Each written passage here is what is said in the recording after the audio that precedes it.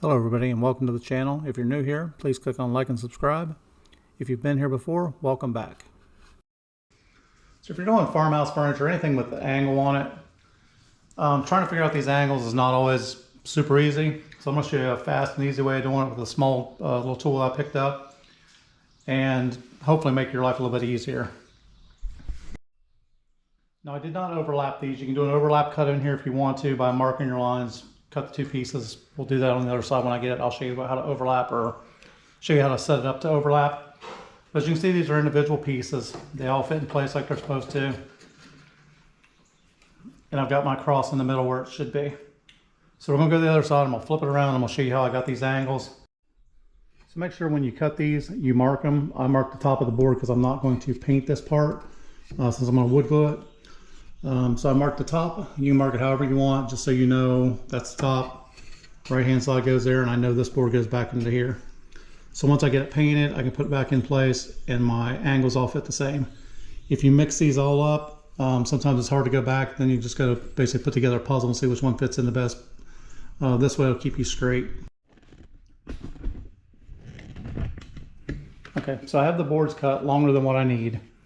I'm going to basically just eyeball this and get it pretty close to start with. I'm going to put my clamp on here. I'm just going to hold it in place with the clamps. If you have someone to help you, you could actually have them hold it in place, but it's easier to clamp it. I'm going to align this corner up where I want it at here. Let me get the camera on it. So it's basically overlapping that corner right there. So I'm kind of making a perfect corner with that. When I go to the bottom, I'm going to do the same thing at the bottom. Again, this is just a rough fit right now. I've got it clamped so it won't move on me. I'm going to loosen this clamp and just fine tune it a little bit. Now, the closer you get to your triangle up here, the less you'll have to nip off. If you had to, you can nip a little piece. Once you get your 45 or whatever your angle is cut, you can nip the piece off and make it fit a little bit, but if it fits too short, you leave a gap there, it doesn't look as good. So I've got that one clamped in place.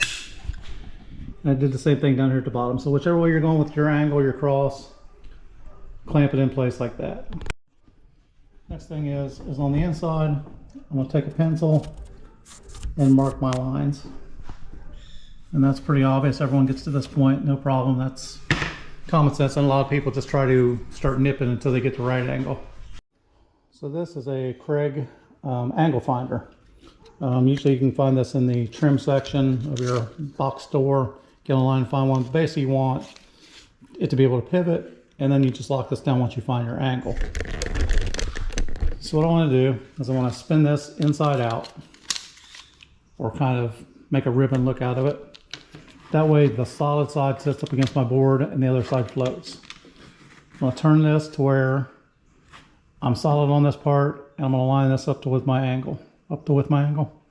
I'm going to snug it up.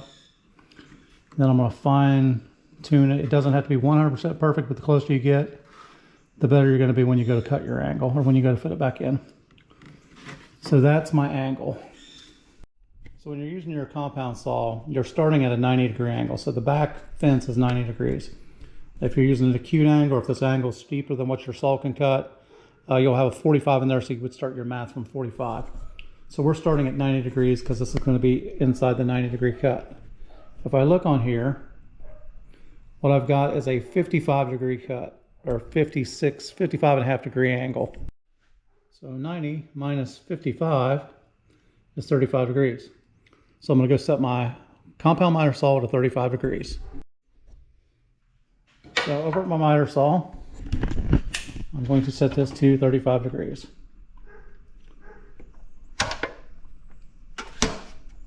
Lock it in place so it doesn't move, and then we'll make a cut. Line this up. Make sure you've got enough overhang too that it catches on here. If not, if it's too short and there's nothing to catch it, it could flip up into your saw, break the dust collector, which I've done that before. I've also shot pieces out of there. Sometimes you do what you got to do, but try to get a piece that overhangs a little bit so it doesn't fly up out of there on you.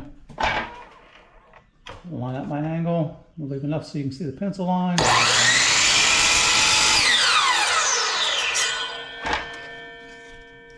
can see, I'm right down the pencil line.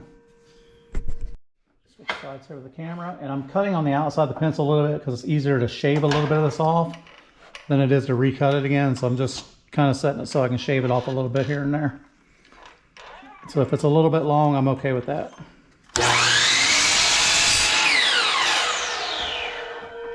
And again, right down the pencil mark.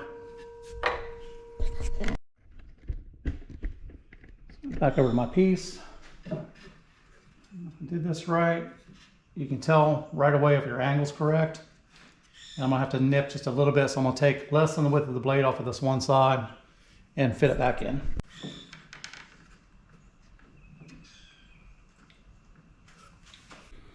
All right, so I'm gonna mark these, which I've already marked the top piece, so I know which one's which. I'm gonna slide this out. I'm gonna mark this one BR so I can match it with my BR over here.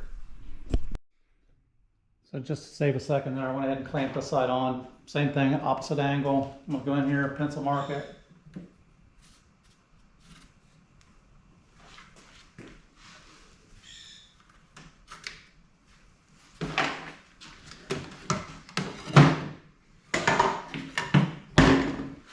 So if you're really good with math and you're really good with your carpentry work, this angle should be exactly the same as the other one.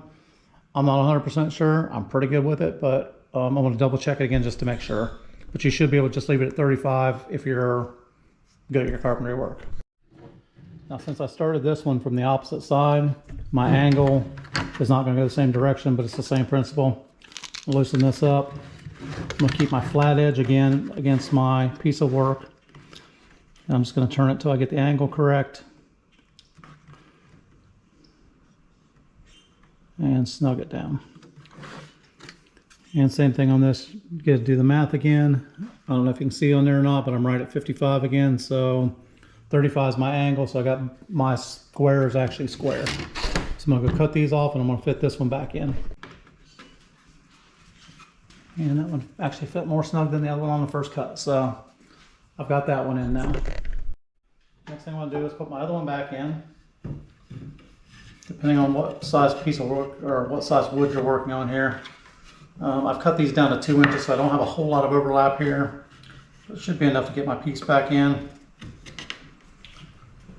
I'm just going to push them together so I know where my cross actually crosses at. If you cut these at different times or different angles, you're liable to end up with, you know, this piece down here and this piece up here. It doesn't look like a cross anymore. So I'm putting both together here. I'm just going to take my pencil and mark where I want to cut these pieces coming down. So mark this one and mark this one. Now, if you're going to overlap these, if you're going to take your saw and you're going to cut it out and actually inset this one into it, you would go on the inside here and mark this inside too. And that way when you take it out, you'll cut half of the piece out on both of those and then lap them together. I'm not going to do that. I'm just going to cut these off and I'm right nail them in place.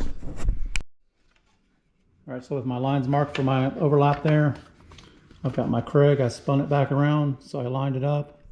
And I've got a 70-degree mark on there. So 70 plus 20 is 90. So I'm going to do a 20-degree cut. It'll give me this angle right here. I'll set to 20 degrees. I'm trying to do this reaching around the camera here. So you can see what I'm doing. And again, I'm going to cut this a little bit longer. Don't cut on the wrong side of your line. I'm going to cut it longer than I need so I can snake it up in to make it fit tight.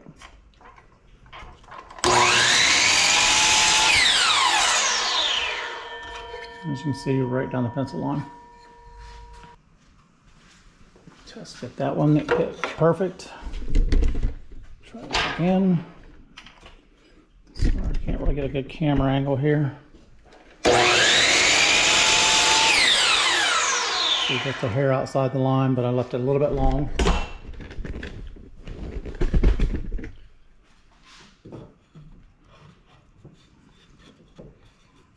And then just a little bit along, if you've got a little edge here, like I've got a small gap here, I can still take off a little bit down there. I've got a small gap here, small gap here.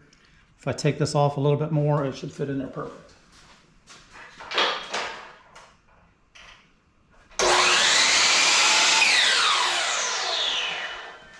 Now, if you have to do that 2 or 3 times, it's easier to do it 2 or 3 times to get the angle you want versus trying to cut another piece and starting all over again. And by the time I glue and clamp that, I'm gonna do it one more time.